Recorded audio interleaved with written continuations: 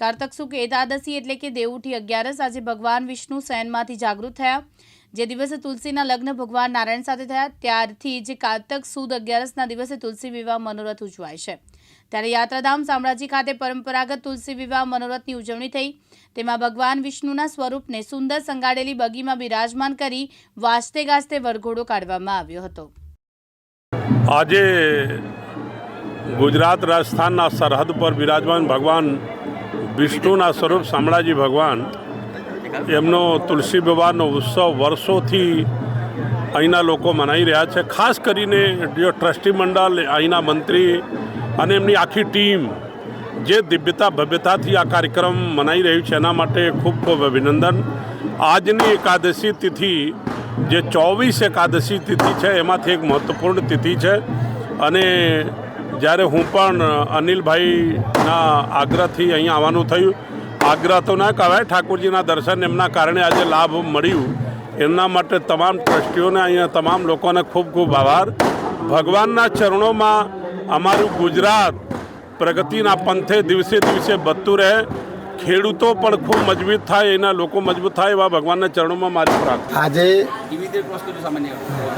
કારતકી સુદ 11 ને દેવઉઠી 11ના રોજ તુલસી વિવાહમાં ભગવાનના માતાજી સાથેના લગ્ન પ્રસંગે શામળાજી ટ્રસ્ટ વતી મને મામેરા પક્ષના યજમાન થવાનો લાભ મળ્યો। ગયા વર્ષે આ પ્રસંગમાં મારે આવવાનું થયું હતું અને મેં જોયું તો ત્યારે બહુ અલૌકિક આનંદ પ્રાપ્ત થયો હતો। ત્યારે એવી ઈચ્છા થઈ હતી કે આપણને પણ આવો લાભ મળે તો સારું, અને શામળિયાની કૃપા થઈ અને આ વર્ષે મામેરું ભરવાનો અવસર પ્રાપ્ત થયો। ખૂબ જ મજા આવી। મારા કુટુંબીજનો, મારા મિત્રો અને શામળિયાના ભક્તો મોટી સંખ્યામાં ઉપસ્થિત રહ્યા અને અપેક્ષા કરતાં પણ અમે સરસ રીતે મામેરું પણ ભર્યું। એ ખૂબ અલૌકિક અને અદ્ભુત આનંદ આવ્યો। એટલે શામળિયા ભગવાનની કૃપા અને તમામ માટે એવા આશીર્વાદ માગીએ છીએ કે તમામને સુખ સંપત્તિ પ્રાપ્ત કરાવે અને શાંતિ પ્રાપ્ત થાય એવી ભગવાન શામળિયાને પ્રાર્થના। શ્રી શામળાજી વિષ્ણુ મંદિર ખાતે આજે ભગવાનના લગ્નનો તુલસી વિવાહનો આ ભવ્ય પ્રસંગ અત્યારે ઉજવાઈ રહ્યો છે। આજે ભગવાન 4 મહિના સુખ સૈયામાં હતા, ભગવાન આજે જાગ્યા છે અને આ અનેરા અવસરે આજે ભવ્ય પ્રસંગનું આયોજન થયું છે। શામળાજી વિષ્ણુ મંદિર ટ્રસ્ટ દ્વારા અલગ અલગ યજમાનો, બાયડના યશવંતભાઈ પટેલ એ વરપક્ષના યજમાન છે, હેન્નીબેન મકવાણા એ કન્યા પક્ષના યજમાન છે, અમદાવાદના છે, મામેરા પક્ષના યજમાન નૈનેશભાઈ દવે છે અને ચારે બાજુ આપ જોઈ શકો છો પાછળ માહોલ, અનેરો ઉત્સાહ, ઉમંગ। અમે જે કલ્પના કરી હતી મંદિર ટ્રસ્ટે એનાથી પણ વધારે ઉત્સાહ માહોલમાં દેખાઈ રહ્યો છે અને ભવ્ય કાર્યક્રમ અત્યારે થોડી જ વારમાં ભગવાનનું મામેરું ભરાશે, એ પછી ભગવાનના લગ્નની વિધિ થશે, તુલસી માતાને વાજતે ગાજતે ચોરીમાં લાવવામાં આવશે અને આ ભવ્ય પ્રસંગ બાદ ભક્તો માટે આજે 11 હોવાથી ફરાળી પ્રસાદની પણ વ્યવસ્થા મંદિર ટ્રસ્ટ દ્વારા કરવામાં આવી છે। જય શ્રી કૃષ્ણ।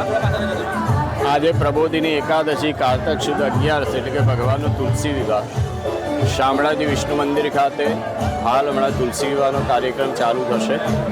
તુલસી વિવાહ એટલે કે વૃંદા અને ભગવાન બાલકૃષ્ણના લગ્ન, એને તુલસી વિવાહ કહેવાય। શંખચૂરનો વધ કર્યા પછી વધ કરવા માટે ભગવાને શંખચૂરનો અવતાર ધારણ કરી અને વૃંદાને મળેલું વરદાન એને દૂર કરી અને શંખચૂરનો વધ કર્યો। તે દ્વારા વૃંદાના શ્રાપથી ભગવાન શાલિગ્રામ બની પૃથ્વી ઉપર પડ્યા અને એ શ્રાપના ઉદ્ધાર અર્થે ભગવાને દર વર્ષે એટલે કે કારતક સુદ એકાદશી એટલે કે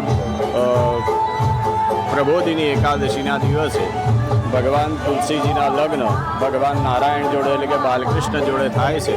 એવો સુંદર મજાનો આજનો પર્વ શામળાજી મંદિર ખાતે ખૂબ ધૂમધામથી ભગવાનના લગ્ન વિધિનો પ્રસંગ ઉજવાઈ રહ્યો છે। જયદીપ ભાટિયા, દિવ્યાંગ ન્યૂઝ, અરવલ્લી।